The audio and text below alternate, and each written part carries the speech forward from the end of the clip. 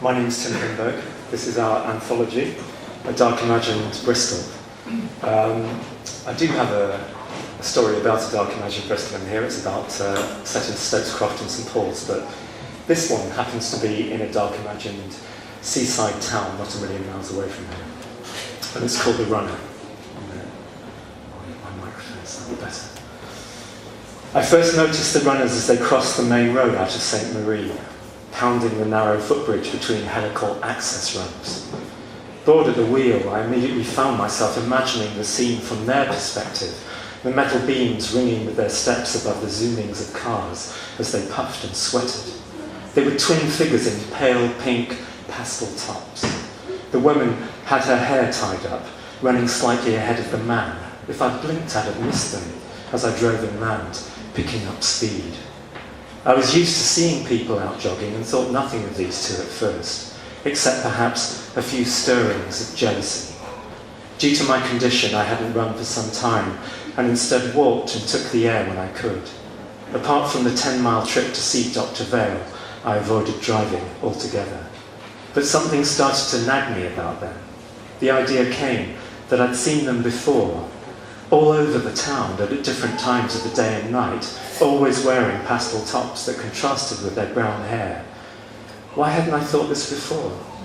I suppose because runners don't normally give out much in the way of an identity, flying through the town in their lycra uniforms. They're stock characters like policemen. Until you get up close, they all look the same, extras on set as we go about our days. Except that these two had suddenly gained particularity, like chromosomes, carrying a message around St. Marie. Leaving the last houses behind, my thoughts turned to my condition and whether it was perhaps healed sufficiently for me to run again, despite my misgivings. As I gripped the wheel, I sensed my legs, as if to ask them what they were capable of. On my return, pulling up on the driveway as the late afternoon was becoming twilight, I saw the runners again. This was miles from where I'd seen them in the morning, and I was astonished at the coincidence. This time the man was in front and the woman was contemplating the ground, apparently trustful of her companion's vigilance and his bearing ahead of her. They were running down the gentle curve that sloped into the centre of St. Marie, headed straight for me. The slanting sun grazed the suburban scene. No one else was around. Was he looking at me or through me? He turned suddenly down the steep and narrow lane that led straight to the harbour. Without looking up or breaking step, she followed him. Now they know where I live, I thought. I took out the key to my front door, but hesitated. There is that moment when living with someone who comes and goes, when the turn of the key will reveal whether the door is double locked, and therefore whether she is in or not. It's one of those moments that can last much longer than it strictly should, because in it are compressed all one's thoughts and feelings about that person's presence or absence. I had never changed the locks after she left, and so there was always a chance that the door's mortise was undone. But it had never given since, and it didn't do so now.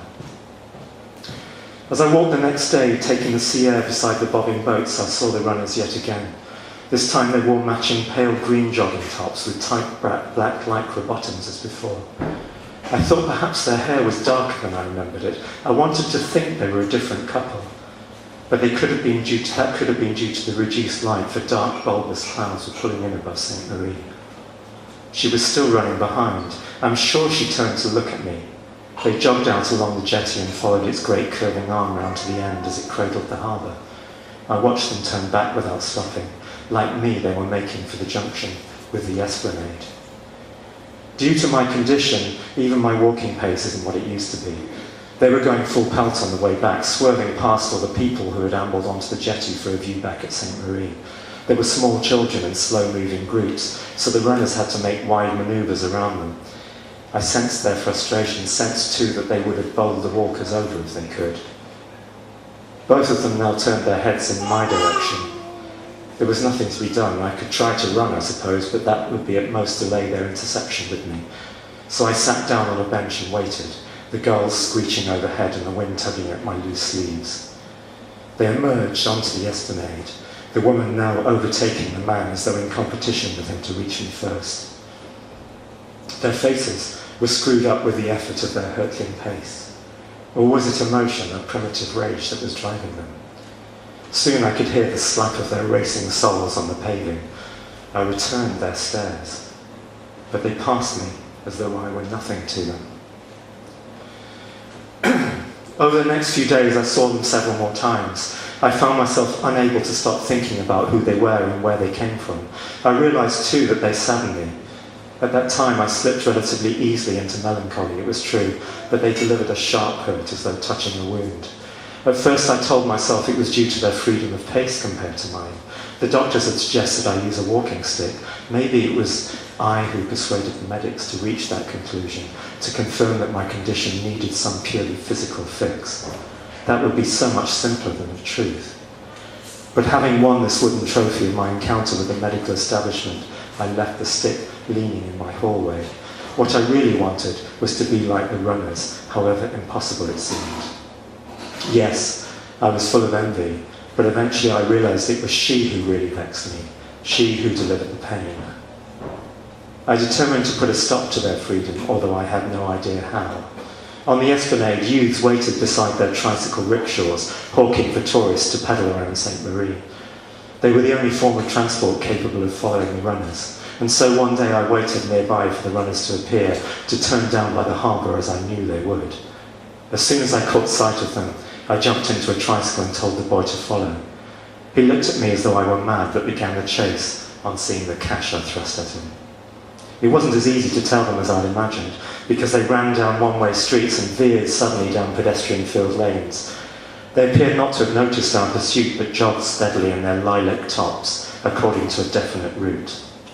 My boy did well, taking alternative pathways in anticipation of where they would emerge, and pulling in behind them again. They began to head up out of St. Marie towards my neighbourhood. The lad, strong as he was, began to puff and slow down as we climbed. The combined weight of me and the tricycle was proving too much for him. The runners were pulling away. I tensed when I saw them turn into my road up ahead, and offered more cash to spur the boy on. The final climb to my road was so steep that we could barely make progress. I dismounted and walked alongside. As we turned the corner, I saw the runners emerge from my driveway. The boy motioned for me to get in, but I paid him and passed him on the back to be off.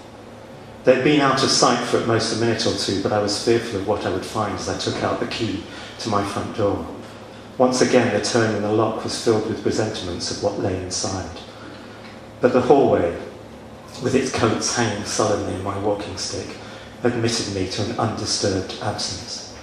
It was absurd. How could the runners have been in my house? And yet they had distinctly run away from it, the chromosomes disappearing into the hills that looked over St. Marie. The boy had seen them too. He had responded when I pointed where they were. No one else ever seemed to pay any attention to them as they swerved in a trace of pastel through the town. I felt too foolish to use a tricycle again to chase them, so I decided to wait for them to come to me.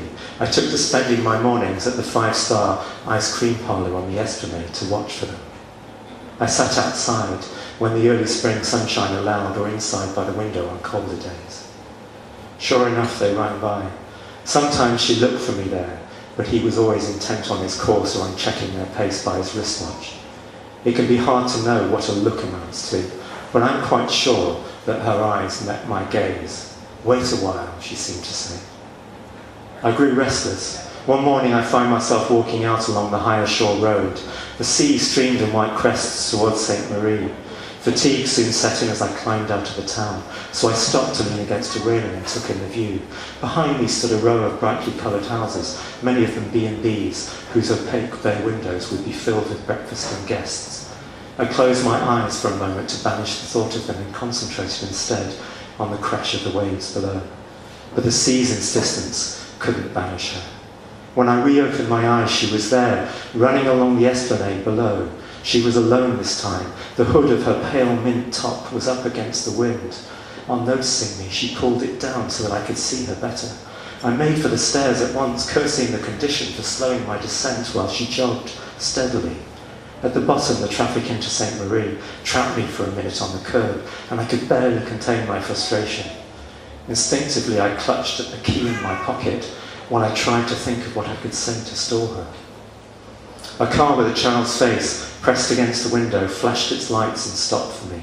I made it just in time to the other side, despite my condition. She turned to me without breaking her stride. I say she, but it wasn't her after all. She smiled.